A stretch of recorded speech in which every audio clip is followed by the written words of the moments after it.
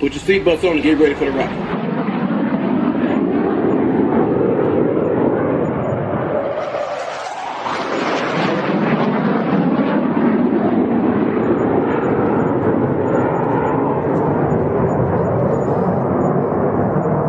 We're the freaking New York Jets, so we're built for this shit.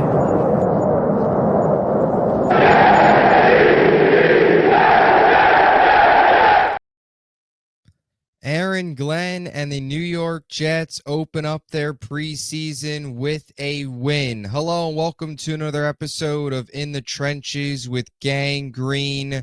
I'm your host, Bubbs. Today is Saturday, August 9th.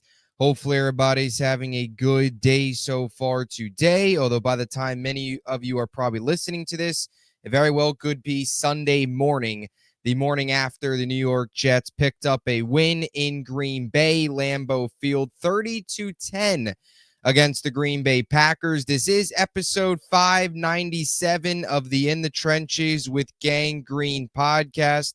I thank you, as always, for joining me. For those tuning in on YouTube, make sure to please like and subscribe. Of course, appreciate all of those tuning in on all the different audio podcast platforms. And the New York Jets played a football game tonight, and the New York Jets won a football game tonight. And I know it's only the preseason, and we still have 2 more preseason games to go, and it's still early August, but it was fun to watch a football game tonight, watch a live Jets football game tonight, and I'm happy that they came out on top with a win. Even though it's preseason, there is something to winning. Game number 1 of the preseason, Aaron Glenn's debut, Jets come out on top. A nice Saturday evening if you're a New York Jets fan, as we now get ready for a very big week here with 2 joint practices against the Giants. And then, of course, week 2 of the preseason, MetLife Stadium next week against the Giants before eventually, of course, closing it out against the Eagles the week after for the preseason slate. But tonight there was a lot of positives. The starters, of course, we knew were out there. They were playing. Justin Fields got a drive. Defensive starters as well out there on the field, and a lot of good things to take away. I think we have to start with the offense and what we saw from Justin Fields and this starting offense really early on and the first drive that they got. A lot of really good things in that first drive, a 10-play, 79-yard drive. And I want to preface everything that we're going to say in this episode with it's still the preseason, and it's only 1 preseason game. No, this does not mean the Jets are winning 12 games, but you wanted to see the starters out there. We got to see the starters out there, and we got to see a lot of good things from the starting unit from an offensive perspective. And I thought Justin Fields in the starting offense looked good. There was, of course, a couple passes and mostly, Justin Fields showing off his running ability, his legs that we all know are super dangerous with that touchdown run, that 13-yard TD run to cap off a scoring drive. He also went 3 of 4 for 42 yards through the air. He was taking what the defense was giving him. He had a nice pass to Tyler Johnson and 2 really nice passes as well for chunk plays to Andrew Beck, the one for 12 yards and then the other one for 24 yards. To get into the red zone, Andrew Beck was a guy that we've talked a little bit about throughout the summer and even entering training camp as somebody to keep an eye on, just because of the way that this New York Jets team was going to run their offense, right? A run-first offense. And Engstrand has experience with using a fullback in Detroit, and you feel that Andrew Beck could fill that role. He is the fullback. And from a run-blocking perspective, you feel like he could play a role for this team in that area, but he showed off some of the pass-catching ability. Him and Fields had a nice connection there on the first drive. So I guess we could call it the summer of Andrew Beck or the preseason of Andrew Beck. However you want to label it, those were some of the highlight plays, and those were the 3 completions from Fields. The one to Tyler Johnson, which was nice to see one of those depth receivers behind Garrett Wilson get involved a bit, especially with the first-team offense, and then obviously Fields capping it off with his legs. You saw a lot of really good things from the run game, specifically that first drive from Justin Fields and that starting offense. Really, really nice run from Braylon Allen, cut up field for about 14 yards. You saw the vision, and you saw that ability that we've talked about Braylon Allen a lot, and that is that ability to hit the hole, find the hole, and get to a second level. That downhill running style of his really has popped off in camp, and you saw that on display tonight in the game, which was a really nice takeaway as well. The run game as a whole tonight for this New York Jets team was a nice positive. And Fields himself, only 4 passes, but looked good, completed 3 of those 4, and finished the drive off with his legs. You couldn't have asked for a better opening drive. Starters are out there, 1 drive, 1 touchdown, 7 points, and they watched the rest of the game as Brady Cook and Adrian Martinez took over and got the rest of the reps. But that's what you wanted to see. Starting offense out there, get in-game live action as they continue to learn the system, continue to build chemistry with each other, and you saw that, and they went down and converted it into a scoring drive and called it a night. And that's a good start. And now you continue to build on this if you're Justin Fields and this starting offense with the 2 joint practices this week against the Giants. Assume they play again next week in the preseason against the Giants a week from tonight before the finale against the Eagles, and then all aboard, it's the regular season. So those are my main takeaways from the opening drive. Justin Fields, the starting offense. Now, the rest of the offense and the other takeaways that I have, I kind of want to stay on the starters note here, and then we'll break down the run game and get to some of the receiving game. But I have to talk about the offensive line. I want to transition into the offensive line here for a second. Armand Membu, there was a couple plays where, and I do this a lot in the preseason, I think a lot of fans can relate to this as well, just when you're evaluating these games. There's a couple plays where I just had my eyes on Armand Membu and what he looked like. And for that matter, too, Elijah Vera Tucker. They both looked really, really good tonight. And this offensive line as a whole tonight looked really good, especially from a run blocking perspective. And that is without John Simpson, of course, who was one of a few Jets that didn't travel with the team with Green Bay, obviously dealing with the back injury that he's been sidelined with now for about a week. That he has dealt with. So it was Joe Tittman at left guard and Josh Myers at center. But the right side of that offensive line, not just in the run game where you saw some big runs and a lot of positives, which shouldn't come as much of a surprise because this is going to be a team that's going to run the football a lot, of course, but also a team that's had success in training camp. But Armand Membu, from a pass blocking standpoint, was excellent tonight. And I want to give you these numbers here from Armand Membu. He had 10 pass blocking snaps, 0 pressures. That's a good start for the rookie. Get out there, 10 pass blocking snaps, no pressures, no sacks, clean night, move forward, continue his development. And you get really excited after watching him tonight and seeing the reps live, watching the game were just so impressive. He was dominating those reps. And I also thought Elijah Vera Tucker next to him also looked very good. Like I said, that entire right side had a productive opening game tonight, which is something that you love to see for this New York Jets team and something that you expect to see. And that is this offensive line be a strength for this unit here in 2025. And you saw a little bit of that on display. And again, not a healthy unit with John Simpson sidelined.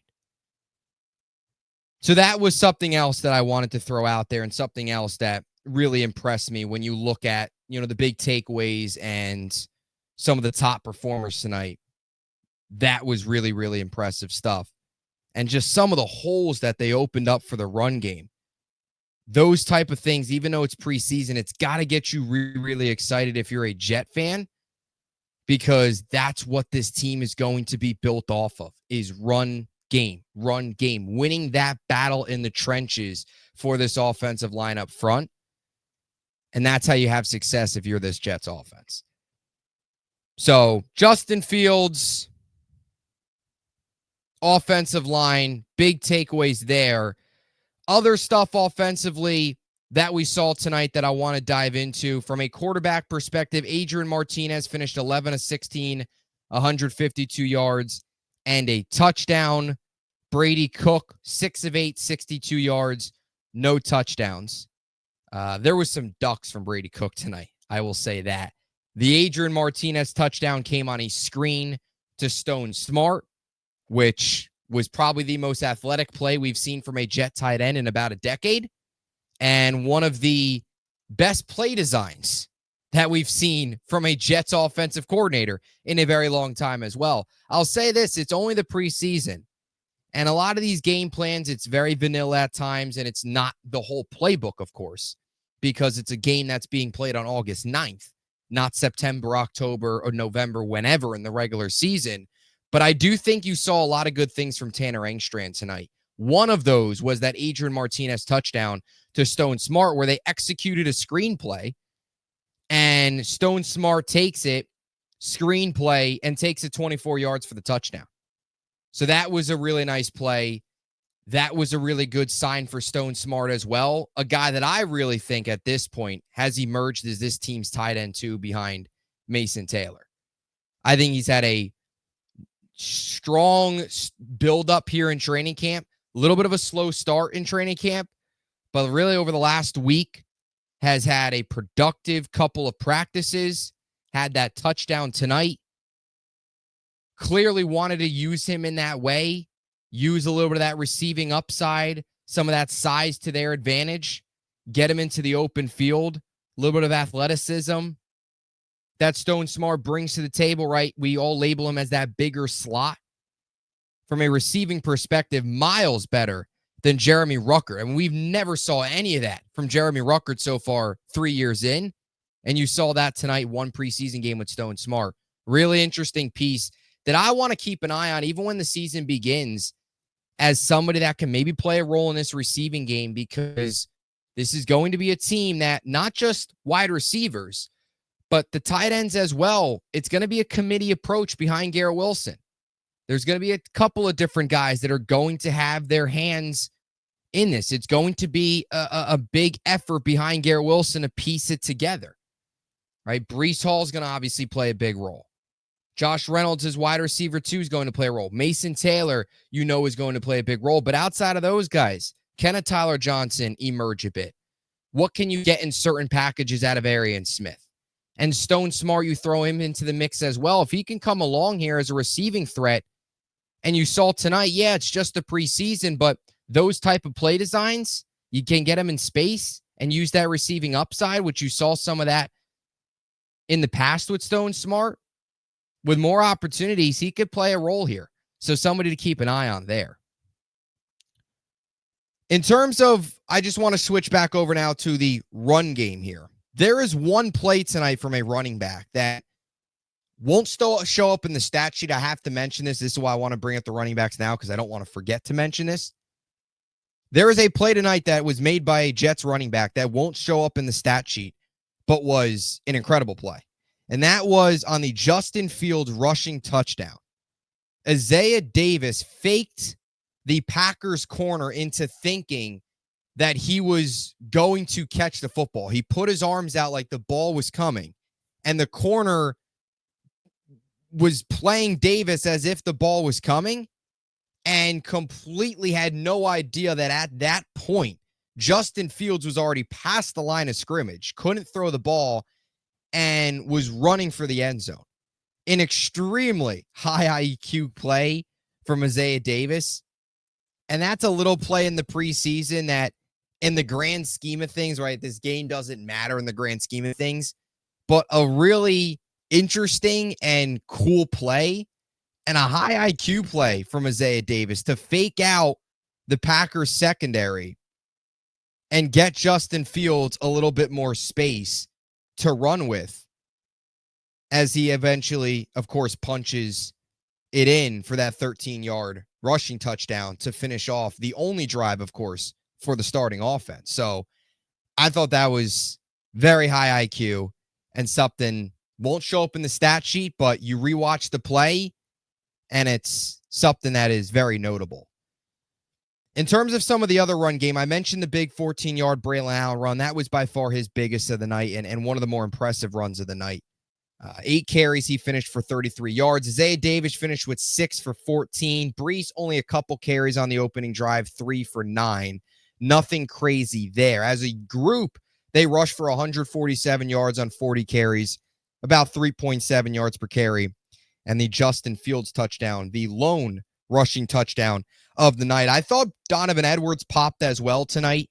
He had a 70-yard touchdown that would have been, big, but got called back for a holding. So unfortunate 70-yard touchdown, Lambeau leap, all for it to just come back because of a holding penalty. So that was unfortunate. But even without that, he averaged 4.7 yards per carry tonight, 9 carries for 42 yards. He popped a bit. Donovan Edwards is a guy that I think you hope can potentially stick around here on this practice squad, right? A loaded running back room, not going to make the 53, but a guy that certainly flashed tonight, and somebody that, we saw some of that at Michigan and never really resulted into anything. Somebody that eventually could maybe emerge at the NFL level down the road. We'll see. But he had a couple nice plays tonight of note as well. So that was the main rushing takeaways. From a receiving perspective, Andrew Beck led the way, like I said. Those 2 catches for 36 yards. I thought Tyler Johnson looked good tonight. Something that I noticed from Tyler Johnson and Allen Lazard and the Jets offense, first drive specifically with the starters out there, when Tyler Johnson was in as the wide receiver 3, it was a passing play. However, when Allen Lazard was in as the wide receiver 3, it was a run play. And I think that tells you a lot about, and I'm not just going to say this is preseason because this is something that we've seen in camp too. Lazard has not had a very big camp. Tyler Johnson has been much more of a receiving presence in camp than Allen Lazard has. I really think that kind of shows you the direction. Lazard's here as a run blocker. Sure, he's going to get targets and he's going to get opportunities from a passing game perspective, but I've said this a while. I really think Tyler Johnson, as he emerges, this team's wide receiver 3 in the receiving game, and that's really how they used him tonight. When Tyler Johnson was out there, they passed. When Allen Lazard was out there as the wide receiver 3, they ran. And Allen Lazard was active as a run blocker. And that is something that the Jets value, something that Aaron Glenn and this regime value, and something that Allen Lazard brings. He's got drop issues. He's got all that. But they value his run blocking ability. And for a team that's going to be a run-first team, they see something in that. So that's something I noted. But it was nice to see Tyler Johnson haul in those 2 catches. A guy that's, I thought, had a very good, strong start to camp. Kind of over the last week or so has slowed down a bit, but went out there tonight, caught 2 passes. One of those, of course, from Justin Fields on the opening drive. We mentioned the Stone Smart touchdown. Brandon Smith also popped a bit tonight. 2 catches for 23 yards. Both of those for first down. So both moved the change, which was really, really big. The back end of that receiving room is really, really interesting. And these next 2 preseason games, the joint practices, very important for those guys. Brandon Smith, you throw Jamal Pritchett into that conversation, Malachi Corley, and Xavier Gipson as well, who, of course, wasn't playing tonight dealing with the injury. But all those guys, that back final spot, it's totally up for grabs. Brandon Smith, the 2 first down receptions, certainly help his case tonight. Pritchett, only 1 catch for 6 yards. I thought it was actually a shifty 6 yards. He had 3 targets. I thought did some nice things from a punt returning perspective. Also returned a kick as well. Corley didn't do much tonight at all from a receiving perspective. Only caught 1 pass for 8 yards on 2 targets. That 8-yard reception was on a 3rd and 20 to make it a 4th and 12. So not a whole lot from Corley. I don't think he's making this team. And that's not just based off of tonight. That's based off of the summer and tonight. Just not a factor. And Arian Smith, another name, just going through the list here. 2 catches, 18 yards. Almost had a really, really nice downfield grab from Adrian Martinez just out of his reach, but would have been a play that probably would have marked him down by the 2-yard line, maybe would have punched it in. It was a diving grab just out of his reach. That certainly would have been a play of note. Lazard had the 2 catches, both with the second team, though. They weren't that first drive. They were in that second drive. That first drive primarily in as a run blocker. So noted that as well. Quentin Skinner went up and got one. Quentin Skinner, big, tall, 6'5", 195. He can go up and get it. I had a really nice 26-yard reception from Adrian Martinez where he went up and got it. Climbed the ladder a bit there. Another name that I would throw in the mix too, just to keep an eye on here down the stretch. I don't think he'll make the roster. I think Brandon Smith, Malachi Corley, Jamal Pritchett are all kind of more and so in that conversation than Quentin Skinner. But Skinner's somebody too. Maybe could potentially keep around on this team's practice squad. And those were the main receiving takeaways from some of those depth guys. Stone Smart, Donovan Edwards had a nice 21-yard reception to capitalize, right? He had a strong night tonight. Davis almost had a touchdown, just stepped out of bounds at about the 5 or so 4-yard line. But if he didn't, he did dive at the pylon, would have scored. Main takeaways there. Brandon Smith, good. Tyler Johnson, 2 nice plays. Andrew Beck, preseason MVP. Quentin Skinner climbing the ladder. Stone Smart, touchdown. Arian Smith, couple plays. Lazard, couple plays for the second team, but first team used as a run blocker. Corley, really a non-factor.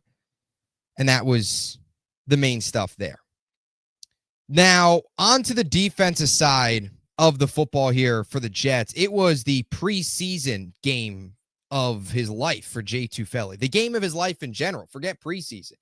Jay Tufele. What a night it was for him. Leonard Taylor as well. But we start with Tufele. He had 2 QB hits, 1.5 sacks, a tackle for loss, 3 total tackles, including a touchdown. Leonard Taylor with a strip sack of Malik Willis, and Jay Tufele recovers and then scores. So what a play from those 2 guys. Nice play from Leonard Taylor to see that. We talked about going into this game, the interior defensive line. Some of these defensive tackles, you want to see some of these guys emerge in a game environment. No Byron Cowart tonight, no Quinton Williams. So a lot of these depth guys, they got a lot of run. Jay Tufele stepped up in a big way, and Leonard Taylor is just a preseason monster. Last year had 2.5 sacks in the preseason. Tonight had a strip sack that was, of course, recovered for a touchdown. So he's a guy that preseason, he takes advantage of his opportunities. And if Leonard Taylor can take a bit of a jump here in year 2 and grow in this system and become a bit more of a run stuffer as well, this is a guy to keep an eye on as a nice rotational piece that maybe in the future can become something bigger for this team alongside Quinton Williams, still just in year number 2. But a nice play from Leonard Taylor, Jay Tufele as well. I actually have said this a lot with Jay Tufele. He's had a very strong camp. Not many people have talked about it, but he's had a nice camp. He's been one of the more surprising players this camp, I would say. He's had a nice, solid camp. He'll fit in this defensive line as one of those rotational depth pieces there that you need here behind Quinton Williams. Sauce had 2 passes defended and a nice tackle. All of those happening on the first drive. So my takeaway, Sauce Gardner is still pretty good at football, if you ask me. Good night for him.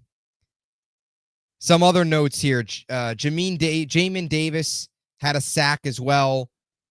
Him, Marcelino McCrary, Ball, 2 guys that are kind of battling it out a bit for that linebacker 3 spot. It feels like after tonight, Davis definitely had the better game tonight. I would say Marcelino McCrary, Ball has had the better camp, but Davis definitely had the better game. So that's a battle you continue to watch. Both those guys, though, could potentially be a role there in that linebacker room. Braden McGregor, half a sack.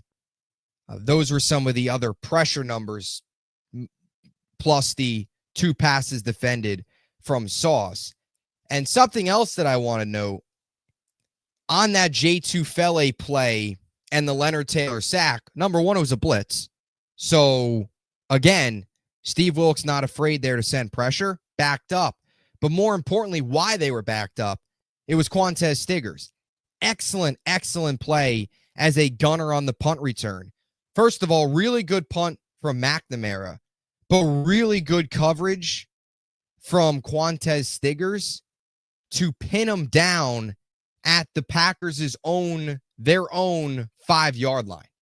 And that set up that situation where you get to the backed up in the red zone and you get an opportunity, Leonard Taylor, sack, Tufele, recovery, touchdown. But that was all set up by that really good play by Stiggers. Stiggers is he's a player, man. He's a ball player. This is a guy he's going to stick around, carve out a role in special teams, provide depth at corner. He's somebody that one of those depth pieces that you like to have on this team. He had a good summer last year, following it up with another good one this year. And I'll say this, horrible night to be McCole Hardman. I mean, what a disaster for him. I'm all here, though, for the McCole Hardman disaster class because he had that play where Stiggers blew him up, and then he also muffed the punt. Ball bounced in front of him, hit off his hands, and the Jets recovered. Maybe the tides really are turning. You know, it's funny. I was watching the game tonight, and I'm sitting there, and I'm like, the Jets just recovered 2 fumbles. That does not happen. The J. Tufele fumble in the end zone for a touchdown nonetheless, and then the McCole Hardman muff punt fumble recovery. I mean, how many times over the years here, even when this Jets defense was elite in 2022 and 2023, when the ball was on the turf, they would not jump on it? How many times? To see 2 fumble recoveries tonight is something that we're not used to seeing. So that was another positive to throw in the mix here. Some other things to take away. Tyler Barron, I thought, had a nice rep run stuff-wise on a 2nd and long right before the half. Just something quick there from the rookie that I wanted to mention here. Malachi Moore played some safety, but also played some nickel tonight. So some of that versatility, of course, in college showed a lot of that. Did a little bit more of that tonight. And then just some depth stuff I noticed. Dean Clark was actually working with the second team, and Jarius Monroe wasn't. It feels like Jarius Monroe could have been working with the second team, but Dean Clark was. The Jets like Dean Clark. He's done some things this summer that have caught your eye. Certainly some of the practices that I've been there from a depth perspective. So something to keep an eye on. 53-man roster, cut down the rest of that safety room there. And then Will McDonald, I thought, too, had a really nice run stuff. And on the sack play, his spin move really caused Tufele to get the sack. His spin move essentially blew up the play, and then Jordan Love went into the arms then of J. Tufele. But that, in a way, was set up, the Will McDonald spin move, getting into the backfield, Love scrambling a bit, having to kind of shift over, and there was Tufele pocket collapsing, and he capitalizes for that sack. So that was something else of note. And I also, like I said, nice run play from Will McDonald, something that you wanted to see, him against the run as he looks to improve in that area. And that's really it. And a couple things I also wanted to note here before we close things out on today's podcast, the post-game show here. Aaron Glenn and this coaching staff, there is a clear accountability. There was a couple bad penalties tonight from the Jets.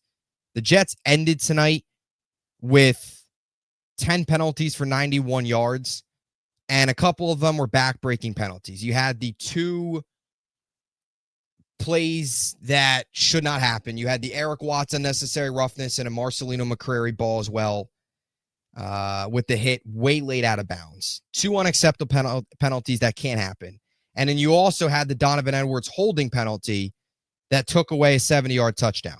And it's only preseason, so good thing that is the case. But in a real game situation, you cannot screw up on a 70-yard touchdown play like that. So a couple of those bad penalties, but was more noticeable than the penalties was the accountability from Aaron Glenn.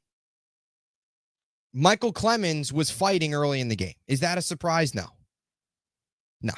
Big takeaway from Michael Clemens tonight.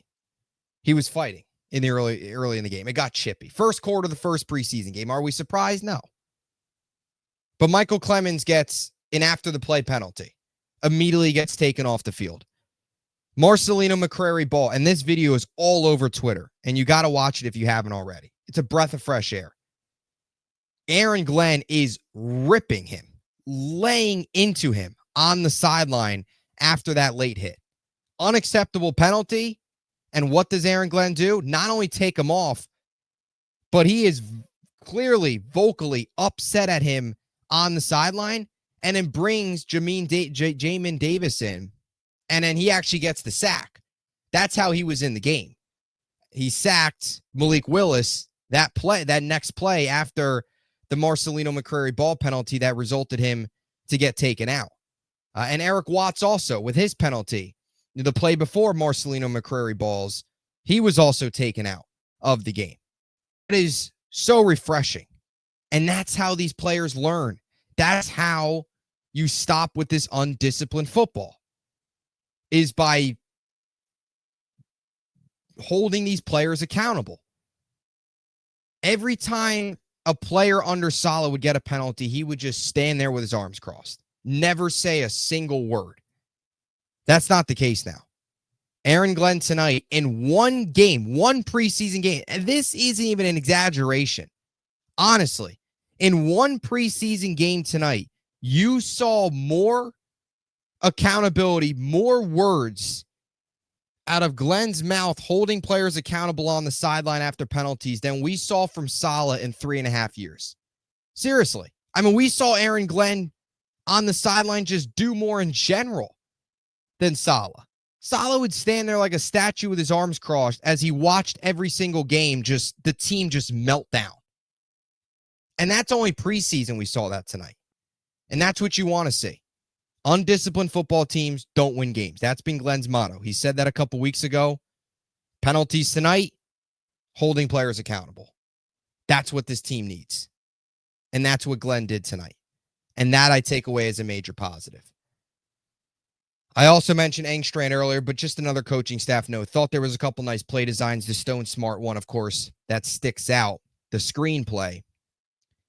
Couple special teams note, Pritchett was back returning punts. He also had a kick return. Malachi Corley as well coming out of the half. Kaneda Wangu was also returning kicks too. And he had a nice 35-yard return. That was one of the highlights there. Pritchett with the 4 punt returns for a total of 33 yards. His longest 13 yards. And then from a kicking perspective, Mevis, he's the camp. Like, this is Nick Folk's job. Nick Folk went 1 for 1 on the PAT in the first drive, and then Mevis came on, went 3 for 3 on field goals, 2 for 2 on extra points. So perfect from the kickers tonight.